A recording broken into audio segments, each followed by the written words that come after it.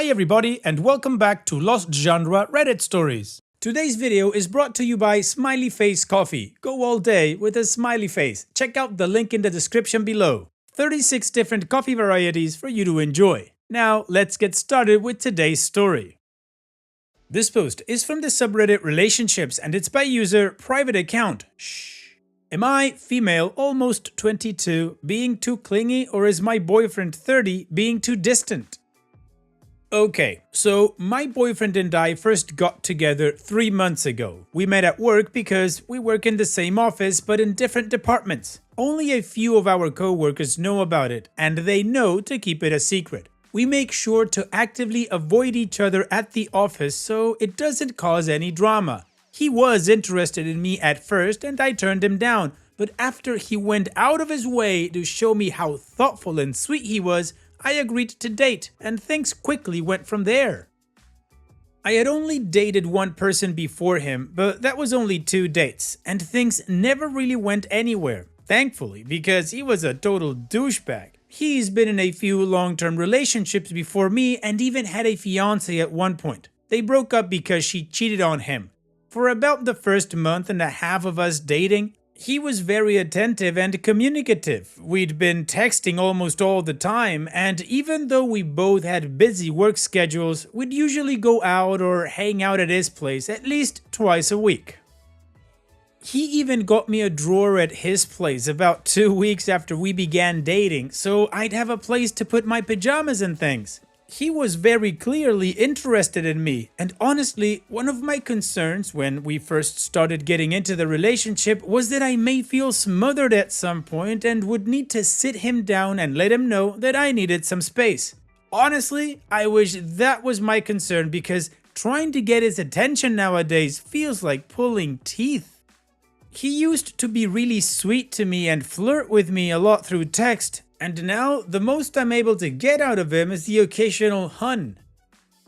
When we were first seeing each other, he would invite me over and invite me out and would express excitement towards seeing me. Now, I'm usually the one who has to initiate the plans, and he'll usually respond like, "Yeah, we can do that," or "Let me check my calendar." Like, damn, do you even want to see me? I'm asking to spend time with my boyfriend, not squeezing in an effing business meeting. It makes me feel like an obligation, which I really hate.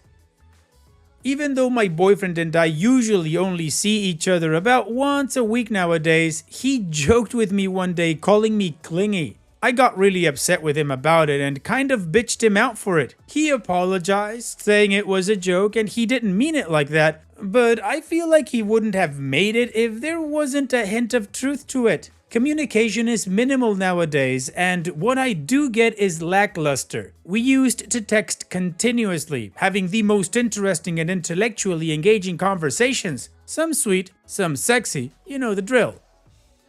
He's on vacation right now, and a few days ago, he texted me a good morning text around 10 AM, and when I responded back, he kept me on read until midnight, when he finally replied back saying, "Hey, sorry, I was doing so and so all day." It only takes a few seconds to shoot a text saying you won't be on your phone for the rest of the day. I would have preferred that to feel like I was being blown off by my boyfriend for the entire day. I feel like if he actually cared, he could have taken that into consideration. Also, I texted him asking him to call me because I missed him after he was gone for about a week, and he just replied, "Yeah, I get it. Can I call you tonight?" Then, when we talked on the phone later on that night, I said, "I miss you," a few times, and he didn't say it back. I get that maybe it takes longer than that amount of time for some people to miss others, but when we were first dating, he once said, "Miss you," to me when we'd just seen each other the day previous. I don't get it. We're still physically involved when we do hang out, and what we do together is good, but there really isn't any build-up or tease anymore. He doesn't compliment me. We don't sext. It kind of makes me feel like friends with benefits in a way, except friends with benefits probably are more excited about seeing each other at least.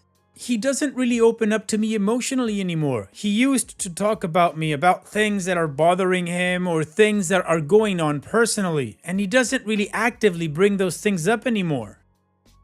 I want to be there for him, but it's hard to do so when he won't let me. I really hope that this post doesn't paint him out to be a bad guy, because he's really not. In fact, he's an incredible guy, which is why I'm with him. He's charitable and sweet, has a great love for his family and friends, and he's smart and funny. He always listens to me when I'm stressed or upset and apologizes when he messes up. And it's not like he's ashamed to be with me or anything. He introduces me to his friends as his girlfriend.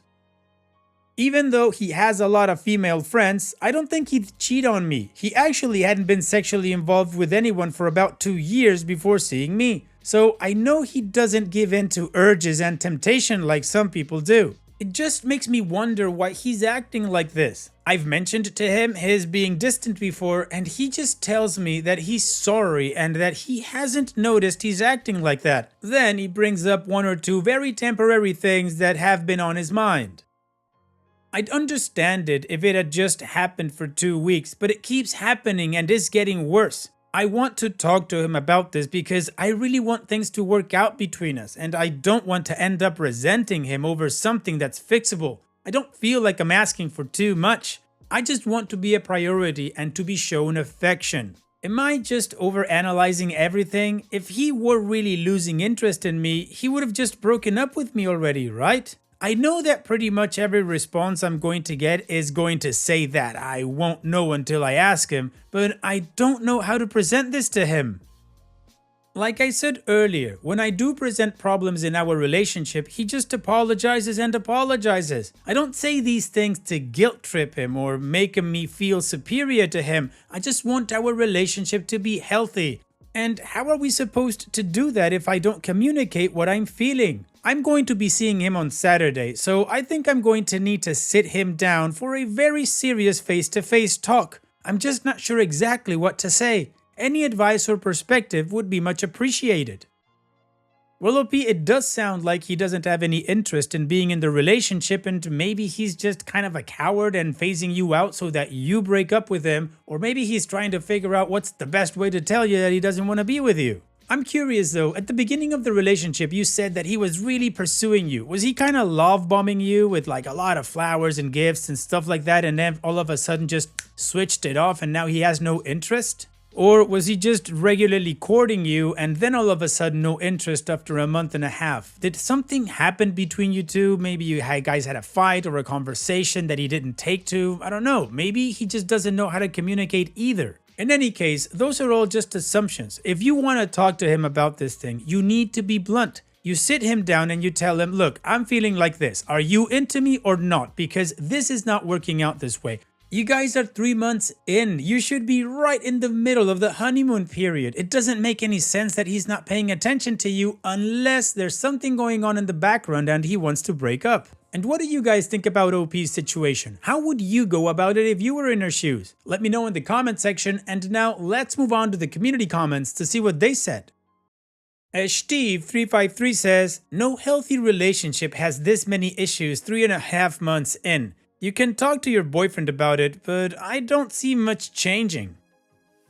Judges says, not necessarily would someone break up if they're not interested. Some people like status quo. This is kind of tough to gauge. You guys are both very busy, right? What's his goals right now? Is he mission oriented and trying to further his career or school or something, or is he more personally oriented?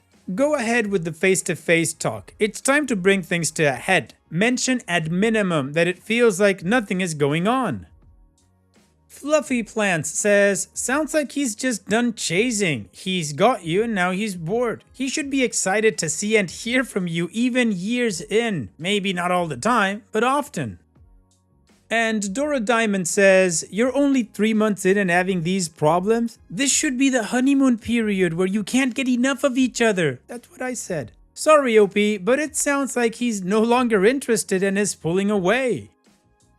Well, the community agrees. There's something wrong here, and it doesn't sound like the relationship is gonna make it through this part because it should be the honeymoon period. In any case, OP did not reply to any of the comments, so we have no additional context, which means we're moving on straight with the update to see how the story ends. But before that, I'd like to recommend Bali Bliss from Smiley Face Coffee. It's really nice. Go ahead and try it out. The link is in the description and on the top right corner of the screen.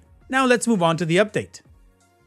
I couldn't wait until Saturday. On Tuesday, I asked him when he was flying back in from vacation, and he told me he was flying in around 12:30 a.m. on Thursday. So I told him I wanted to come over to his house after work that day, today, to talk. He apparently had plans with another coworker of ours, which I was salty about because I figured that he would want to see his girlfriend of all people after being gone for 2 weeks. But he blew them off because it sounded important. So I went over to his house tonight with a box of his things and gave him the spiel. I said pretty much everything I said in my post, then basically laid it down to, if you're not into me anymore, I'd understand, but please just break up with me so we can find people who are better suited to us, and if you are still into me, then you need to show it. The entire time he nodded his head and looked very understanding. Once I was done talking, he admitted that he had indeed been distant for the past month and a half, particularly the past 3 weeks. He then explained that the reason for this is because he realized that we have very different aspirations for the future, and he has been racking his brain and talking to everyone trying to find a way to make it work. I asked him what he wanted that I didn't, and he said, kids. He wants kids within the next couple of years. He said he thinks he'd make a really great dad, and he knows that I am young and that's not something that I want. And even if it is, it wouldn't be something that I would want within the next couple of years. He told me that it was killing him inside that he couldn't think of a compromise that could work for us to be together because he loves me. The first time he's ever told me that, and the last. He said he didn't want to continue on in our relationship, hanging on to maybes only for us to end up resenting each other or pressuring each other into things we don't want. I let him know that I'm still growing and my thoughts on it could still change, and that right now my main reservation with children is actual pregnancy and I could possibly see myself adopting. He shook his head and said he wanted children of his own. He's right. We cried in each other's arms, collected my things, and discussed our boundaries at the office. I let him know that I didn't regret our relationship and that I was so thankful for all of the good times that we had together. I thanked him for being so good to me and for showing me the way that I deserve to be treated in a relationship, before the emotional distancing, of course. He then told me that he was honored to be my first boyfriend, as he understood how big of a step that was for me to take, and said that I'm the best girlfriend he's ever had, and I've shown him love more than anyone he has ever dated before, including his ex-fiancée. He said that he felt for a long time that he didn't deserve love, and I showed him that he did. We agreed that we were going to keep all of the gifts that we'd given each other, and that we needed some time apart to grieve, but that we would still be friends, and that we wished the best for each other in finding people who have the same aspirations for the future. He then walked me to my car for the last time. This sucks. Opie's edit. Thank you everyone for your kind words of support. I'm still hurting and I have spent a lot of time crying, and I'm sure I will for a while, but I will heal with time. The day after the breakup, I tried to avoid him at the office, but the few times I saw him on accident, I could tell he was hurting. It hurts me to see him hurt. I have not spoken to him since and will not do so for quite a while, as I don't want to reopen the wound. I also deleted WhatsApp from my phone, as that was what we used to message each other, and I'm trying to break the habit of constantly checking my phone to hear from him. Due to some of my current life circumstances, many aspects of my life had been based on things that would make me happy while still being feasible or convenient for other people in my life, mainly my mother. Not necessarily what I truly want for myself. Before my former, I choose to refer to him as my former as opposed to my ex because I think ex just sounds too harsh and has a negative connotation. I never would have thought marriage would be something that I'd want for myself. Now that I've been shown what a good relationship is like and what it feels like to love and to be loved in return, I would really like to be married. Since I'd previously never even thought I wanted marriage, this is why I'd never really prioritized whether or not I wanted children. I have a bad habit of focusing on my present instead of my future. I have decided that for the next few months, probably closer to half a year, I'm going to make a point of prioritizing what I want for my future long term in regard to what I think would make me happy. I'm going to start reflecting on whether having children is something I think could be a fulfilling part of my life and if it would make me happy. I'm honestly not sure what children are like. My friends or close family don't have children, so I never really spent time with any, which is another reason I haven't thought about it much. So I may see if I can find some opportunities to babysit or spend time with children in some other way to see if I like them and if I could see myself caring for one long term. I think it's something I need to do to avoid this kind of heartbreak in the future, and if I do decide that I'd like to have children on the same timeline as my former does, and it just so happens that my former is still single and still wants to build a future with me, then I'll see if he wants to pick up where we left off. But if it turns out that I just don't want kids, or I know I'm not going to be sure for a while, then I will hope someone with just as much love to give comes into my life who feels the same way. Well, OP, I gotta say I wasn't expecting that this was gonna be the reason why you guys would have to break up, but I gotta say it sounded like a really mature way to go about it. Sure, he took his time to tell you that he didn't want to be in a relationship with you, but not because he didn't love you, but because of, life goals, but at least he did it. And it jolted you into thinking, well, what about the future, and what would you like for your life in the future? Just one thing, OP. Don't make any decisions based on him or anyone else. Think about what you want first to make you happy, and then when you're in a relationship or married, then it's about compromise and communication. So here's wishing you the best in the future, OP. Thank you for sharing and take care. Now let's finish this video with a mood booster post. This post is from the subreddit Malicious Compliance and it's by user SufficientForever11. Give me a parking ticket for a spot I paid for? I dare you. About 10 or so years ago, I went to a concert an hour away from me in Indianapolis. Decided to make a day of it, going to several museums and spots around the city. Each time, I pay for a parking in a garage for 2 or so hours and then go to meander around the area. Finally, I parked close to the venue and paid for parking until the time it was free. In total, I probably paid around $40 to $50 for parking throughout the day. Enjoyed the concert, but came back to a parking ticket in my car. I think this is odd, but I am tired and chalk it up to a mistake. But I decided to take photos of my parking spot. Both spots on either side were taken and all of the signage and head home for the evening, figuring I would sort it out in the morning. The next morning I reviewed the ticket, the photo of my spot and my parking receipt. The ticket did not line up to the spot my car was located in, and my receipt shows that I had valid parking at the time of the ticket. So I submitted an appeal, thinking this would be easy. It's obvious that a mistake was made.